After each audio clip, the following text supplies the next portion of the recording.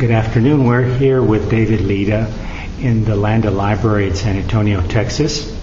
And David, what brings you to San Antonio on this 16 de septiembre? Well, I'm doing a series of lectures about Mexico City at universities at different cities in the United States. I wrote a book about Mexico City called First Stop in the New World, and this is a way of getting the word out in the appropriate academic settings. I believe you posit that Mexico City is the capital of the Spanish... Of the 21st century. Of the 21st century. Yeah. Would you elaborate a little bit about that? The idea is that today more than half the people in the world live in cities, and most of us don't live in neat, orderly cities like Toronto or London or Paris or San Antonio. Most of us live in these chaotic, huge megacities that have populations of more than 10 million. And while each of them is different, I'm talking about places like Shanghai, Mumbai, Lagos, Istanbul, Sao Paulo, and while each of them is different, if you understand the way Mexico City works and how its people survive, you begin to get an idea of how many of these people in the world live. How do you see Mexico changing in the last 10 years since your previous book, which was fiction? Yeah, well, Mexico City, which is the place that I feel most comfortable talking about, because it's a big country and regionally there are many differences. Mexico City, I think, has become more cosmopolitan than ever. There is a larger and more visible influx of foreigners. Their presence, at least in certain neighborhoods, is making, I think, the city a more lively place and more culturally diverse place than it was in the past. I think it's a very good moment for Mexico City. That the problem, and what hasn't changed, is the economic divide. It's still, unfortunately, a city of haves and have-nots. Half the people still live at the poverty level.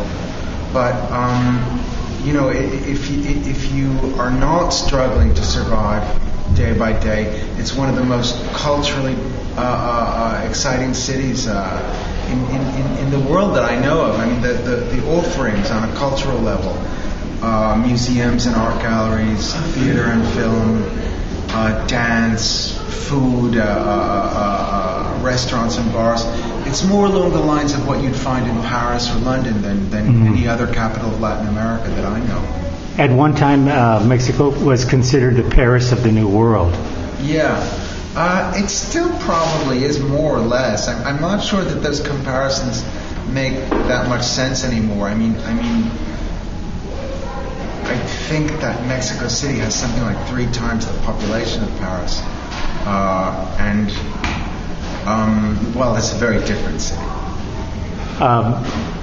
Would you tell us about the arts? How are they flourishing, especially the literary arts? Well, there's a lot of... to be honest, I'm not sure that the literary arts are flourishing, unfortunately, in Mexico City.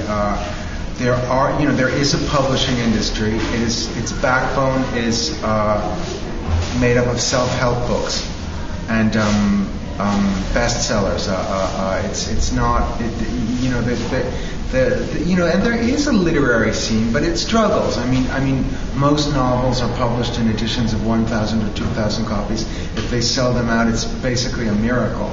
And there's some very good writers in Mexico. I think in the north, there are just as many good writers as there are in Mexico City.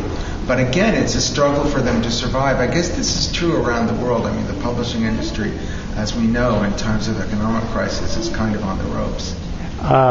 Writers like Carlos Fuentes, I know, who recently celebrated his 80th anniversary and was honored in Mexico with all sorts of celebrations. Yeah. I mean, do you see any a time gone by that we probably won't see that kind of homage to a Mexican writer? Or? It's an interesting question. I mean, when I think about the writers who are, say, 50 years old now, let alone the writers who are 30 years old. It's hard for me to imagine in 30 years or 50 years that any of them is going to be considered as important as Carlos Fuentes was. Carlos Fuentes in his time, among those writers of the boom, of course, was greatly important. But a writer along those lines, I don't know who he would be or she would be right now in the Mexico City world. Do you feel the focus has changed or moved on to the film industry, which I understand has a lot more attention today? Well, the film industry is a very interesting phenomenon. I write both, in one chapter I write both about the literary scene and the film industry in my book. The problem, I'm not sure how sustainable the film industry is in Mexico. All the notable directors, such as the ones who were all nominated for Academy Awards 3 or 4 years ago, I don't know if I'll remember their names. The guy who directed Amores Perros, Guillermo del Toro, and Alfonso Cuarón, each of them has had to go to Hollywood to really sustain a career, a notable career as a film director. Most of the actors, the notable actors, divide their work between Mexico and other countries, be they European countries or Hollywood, where their careers are more economically sustainable. Even the notable screenwriters, some of them have gone to the United States to do work and have their scripts written in Spanish translated into English. So I think it's tough. There is some good work being done in the Mexican film industry, but I'm not sure how economically sustainable it is. Is the entertainment for the public in general still films, or is it mainly television and other events? Television, music.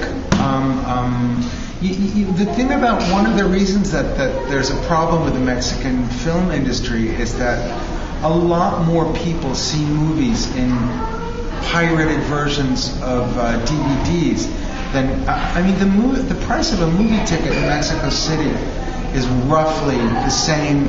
I think it's even more than the day's minimum wage. So if somebody earns the minimum wage and they've got children to support, or a little bit more than that, they're not going to be able to take their family to the movies, whereas they can buy a pirated version of the latest Disney movie or whatever for 10 pesos on the street. So that's one issue surrounding the film industry. But music, there's music on the radio. There's music that you hear around. So that and of course TV. Something like 99.9% of the people in Mexico have TV. So that is the mainstay of popular culture. Now, I remember being in Mexico and seeing 2 or 3 channels that were devoted to culture, yeah. Which has not passed on to here in the United States, where programs that had culture on Sundays, etc., have sort of vanished from the landscape. Are those still? Absolutely, there's still Canal 22 that has cultural programming. UNAM, which is the National Autonomous University, they have a TV station which does cultural broadcasting, and they are both on the regular dial. There's far fewer Mexicans have cable TV than people in the United States, but both of those channels are on the regular program. What is the theater scene like? There's a lot of live theater, quite a bit of it, and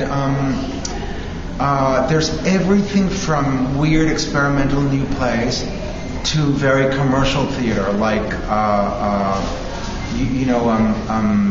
Spanish language versions of Broadway plays, musicals, and things like that. The university has theater. I often feel that Mexican theater in Mexico City gets a bad rap. Almost none of my friends go. I go, and I like it. I mean, if you go something and it's bad, as it sometimes is, but that can happen in New York.